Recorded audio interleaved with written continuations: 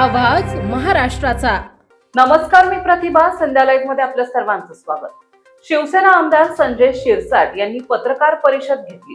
निदा खान प्रकरणी इम्तियाज जलील यांची चौकशी करण्याची मागणी शिरसाटांनी केली आहे। निदा खान प्रकरणावरून लक्ष हटवण्याचा जलील यांचा प्रयत्न आहे असा आरोप संजय शिरसाट यांनी केलाय। असं काही नाहीये। काल मी माननीय मुख्यमंत्री देवेंद्र फडणवीस साहेबांना भेटलो, कॅबिनेटच्या बैठक सुरू होण्यापूर्वी भेटलो आणि त्यांना या प्रकरणाचं गांभीर्य त्यांना सुद्धा माहिती आहे।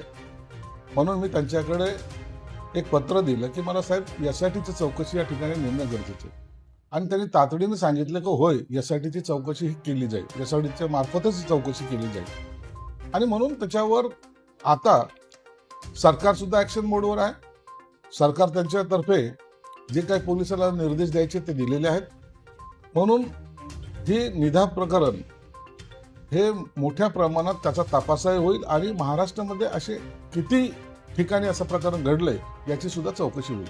तिकडे एमआयएमच्या मतींचं जोरदार समर्थन करते, निदा खानचे समर्थन करते, पोलीस त्या मतींना शोधण्याचा प्रयत्न करतायत, सापडत नाहीये। कोणी असं काय म्हणतात, कोणी फरार आहे म्हणतात।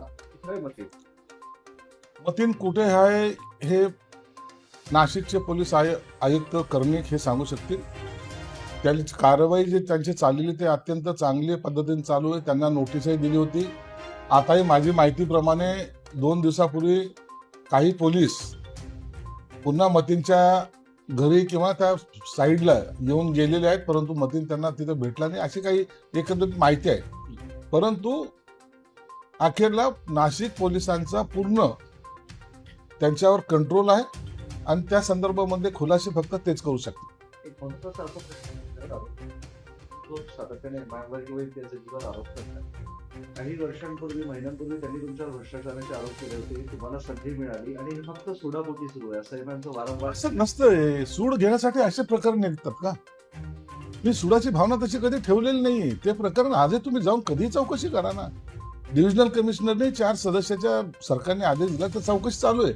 आता काय करतायत हे लोक की हे मतीन प्रकरण दाबण्यासाठी किंवा हे निदा खान प्रकरण दाबण्यासाठी हे दुसरं प्रकरण आणून त्याच्याकडे कसे हे आपली दिशा भरकटेल। पत्रकार आहे तो, हुशार आहे तो, त्याला वाटतं ह्या प्रकरणावर मग पांघरून पडेल, मग मी त्याच्या विरोधात काहीतरी बोलेल, मग माझं काहीतरी खुलासे देईल। मी काही खुलासे देणार नाही। निदा खान प्रकरण हे गंभीर आहे, त्याची चौकशी आणि त्याच प्रकरणाशी जे काही असेल त्याच्यावरच मी भाष्य करेल, बाकी प्रकरणावर मी भाष्य सुद्धा करणार नाही। मंडळाने काल जो निर्णय घेतला वर्गामध्ये त्यांना आता दावा करता मिळणार नाही।